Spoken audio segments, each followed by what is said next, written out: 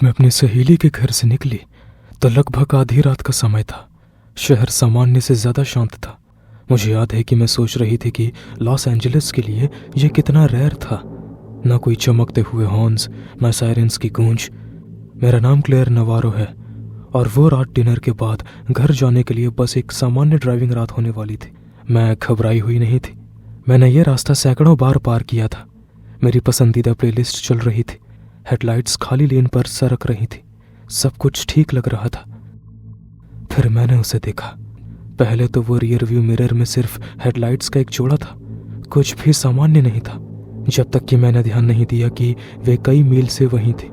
हर मुड़ जो मैंने लिया उसने धीरे धीरे पीछा किया। जब मैं धीमी हुई तो वो करीब आ गया। जब मैंने रफ्तार बढ़ाई तो उसने भी बढ़ाई। मेरे मन ने कहा कि शायद ये कुछ भी नहीं है। जब आप रात में अकेले गाड़ी चलाते हैं तो आप सड़क को दिल की धड़कन की तरह महसूस करने लगते हैं।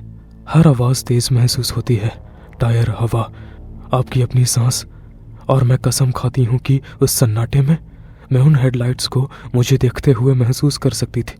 मैंने इसे नज़रअंदाज करने की कोशिश की। आखिर फ्रीवे लंबा और खाली था, लेकिन फिर उसने वैसे ही लेन बदले जैसे मैंने बदले। एक बार नहीं, दो बार नहीं। पहली बार ये एक इत्तेफाक सा हो सकता था, दूसरी बार ने मेरी धड़कनें बढ़ा दी, इसलिए मैंने उसे आजमाया। मैं अगले एग्जिट से मुड़ गई, जो बस एक रैंडम मोड़ थी। मेरी योजना शायद किसी ऐसे गैस स्टेशन पर रुकने की जहां रोशनी और कैमरे हों। उसने सिर्फ पीछा ही नहीं किया बल्कि अपनी रफ्तार भी बढ़ा दी। मैं अपने कानों में अपने दिल की धड़कन सुन सकती थी। हर प्रवृत्ति चिल्ला रही थी कि ये सामान्य नहीं है। वो एक गहरे रंग की एसयूवी थी। मैं ड्राइवर का चेहरा नहीं देख पा रही थी, लेकिन जिस तरह से वो मेरे पीछे लगा था, मेरे हर मोड़ से तालमेल बिठा रहा था। उसने मुझे बहुत कुछ बता दिया था। मैं एक अच्छी रोशनी वाली सड़क पर आ गई, ये सोचकर कि वो आगे निकल जाएगा। वो नहीं निकला। इसके बजाय वो ठीक मेरे पीछे धीमा हो गया। हेडलाइट्स तेज हुई, जिससे आईने के जरिए मेरी आंखें लगभग चौंधिया गईं। मुझे अपने सीने में वो ठंडी सिहरन याद है, वैसी वाली जिसमें लगता है कि आप गिर रहे हैं। इसलिए मैंने वही किया जो मैंने सेफ्टी वीडियोस में देखा था। मैंने रैंडम मोड़ लिए, कोई पैटर्न नहीं, कोई स्पष्ट दिशा नहीं।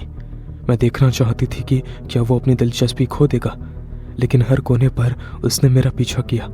जब मैं एक रेड लाइट पर रुकी तो उसने अपनी गाड़ी ठीक मेरे बगल में लगा दी। मैंने अपना सिर थोड़ा सा घुमाया और वो पल था जब मुझे पता चला कि ये सिर्फ रोड रेज नहीं था, ये कुछ और गहरा और डार्क था। क्योंकि वो चिल्ला नहीं रहा था या हॉर्न नहीं बजा रहा था, वो मुस्कुरा रहा था, जैसे उसे इसमें मजा आ रहा हो।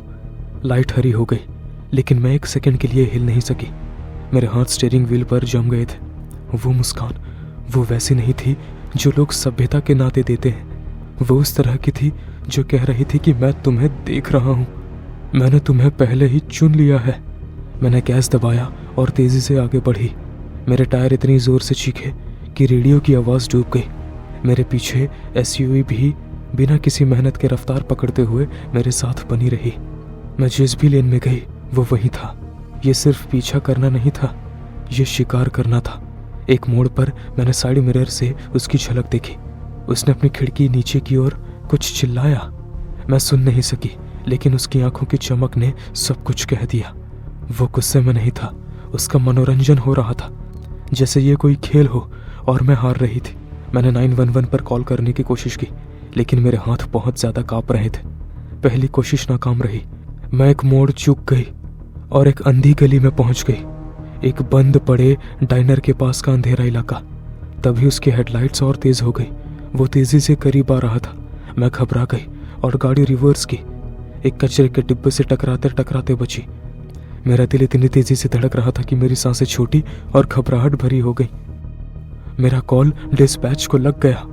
911, आपकी क्या इमरजेंसी है? एक कार मेरा पीछा कर रही है, वो 15 मिनट से ज्यादा समय से मेरा पीछा कर रही है। मैम, क्या आप गाड़ी का वर्णन कर सकती हैं? हाँ, ये ब्लैक एसयूवी है, मुझे लगता है कि ये शेवी है। वो मेरे पीछे है।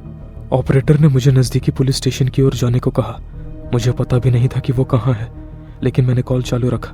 जैसे ही मैंने सड़क पर रफ्तार बढ़ाई, मेरी आंखें सड़क और आईने के बीच में घूमती रही, जहाँ वे हेडलाइट्स अभी भी जल रही थी। एक चौराहे पर मैंने गैस स्टेशन देखा। मैं अचानक अंदर मुड़ गई, ये सोचकर कि अगर वहाँ कैमरा या लोग होंगे तो शायद वो पीछे हट जाएगा। लेकिन जब मैं रुकी तो वो भी प्रवेश द्वार पर ही रुक गया। तब मुझे एहसास हुआ कि वो मुझे डराने की कोशिश नहीं कर रहा था, वो मेरे बाहर निकलने का इंतजार कर रहा था। मैं नहीं निकली। मैंने दरवाजे लॉक किए, हॉर्न दबाया और उसे दबाए रखा। तेज लगातार बेबस आवाज। उस आवाज ने आखिरकार लोगों का ध्यान खींचा। अंदर से कर्मचारी ने उलझन में बाहर झांका और ठीक वैसे ही एसयूवी रिवर्स हुई और रात के अंधेरे में तेजी से भाग गई। एसयूवी के गायब होने के बहुत देर बाद तक मैं वहीं बैठी स्टीयरिंग व्हील पकड़े रही। मेरा हॉर्न शांत हो गया, लेकिन मेरे कानों में वो गूंज बनी रही। गैस स्टेशन का कर्मचारी पास आया और पूछा कि क्या मैं ठीक हूँ, लेकिन मैं सिर्फ खाली सड़क की ओर इशारा ही कर पाई। मेरी आवाज़ नहीं निकल पा रही थी। जब पुलिस आई तो मुझे लगा कि शायद वे उसे ढूंढ लेंगे, उस मुस्कान वाले आदमी को जो किसी इंसान के चेहरे पर नहीं होनी चाहिए थी। उन्होंने मेरा बयान लिया, सीसीटीवी फुटेज चेक किए और क्लिप को बार बार देखा, लेकिन उसकी नंबर प्लेटें हटा दी गई थी। कोई पंजीकरण नहीं, कोई पहचान के निशान नहीं, बस अंधेरे में एक आकृति, एक ऐसा आदमी जो खुद को मिटाना जानता था। ऑफिसर ने मुझसे कुछ ऐसा कहा जो आज भी मेरे दिमाग में गूंजता है। आप ऐसी पहली व्यक्ति नहीं हैं जिसने इस तरह की रिपोर्ट दी है। उसने बताया कि पास के फ्रीवे से भी ऐसे ही रिपोर्ट आई थी, एक काली एसयूवी का देर रात तक पीछा करना। सभी महिला ड्राइवर एक ही बात का वर्णन कर रही थी, एक ऐसा आदमी जो पीछा करता, देखता और फिर ध्यान आकर्षित होने पर गायब हो जाता। कई दिनों तक मैं सो नहीं सकी। बाहर इंजन की हर आवाज़ मुझे चौंका देती। मेरा रियर व्यू मिरर मेरा जुनून बन गया। मैं हर कुछ सेकंड में उसे स्कैन किए बिना गाड़ी नहीं चला पाती थी। मेरे थेरेपिस्ट ने बाद में इसे अत्यधिक सतर्कता कहा, मैंने इसे बचाव कहा। कुछ हफ्तों बाद पुलिस ने फिर से संपर्क किया। उन्होंने मेरे हुलिये से मेल खाते किसी को पकड़ा था, 40-45 साल का एक आदमी, जिसके पास महिलाओं के निजी सामान से भरा एक ट्रक मिला, फोन, आईडीज, यहाँ तक कि कपड़े भी। वो नकली प्लेटों का इस्तेमाल कर रहा था, शहरों के बीच घूम रहा था, अकेली ड्राइविंग करने वाली महिलाओं को निशाना बना रहा था। जब उन्होंने उसका मग शॉट दिखाया तो मेरा दिल बैठ गया। वही मुस्कान, शांत, नपी तुली, जैसे वो पूरा पीछा करना उसके लिए सिर्फ एक प्रयोग था।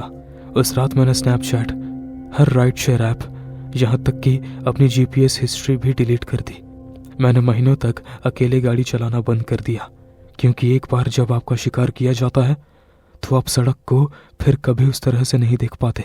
पीली स्ट्रीट लाइट्स, अंधेरे मोड़, टायर और डामर की धीमी आवाज़, ये सब याद दिलाती है कि बुराई अब सिर्फ सायों में नहीं छिपती, कभी कभी वो आपके ठीक पीछे चलती है, हेडलाइट्स जलाए हुए, मुस्कुराती हुई।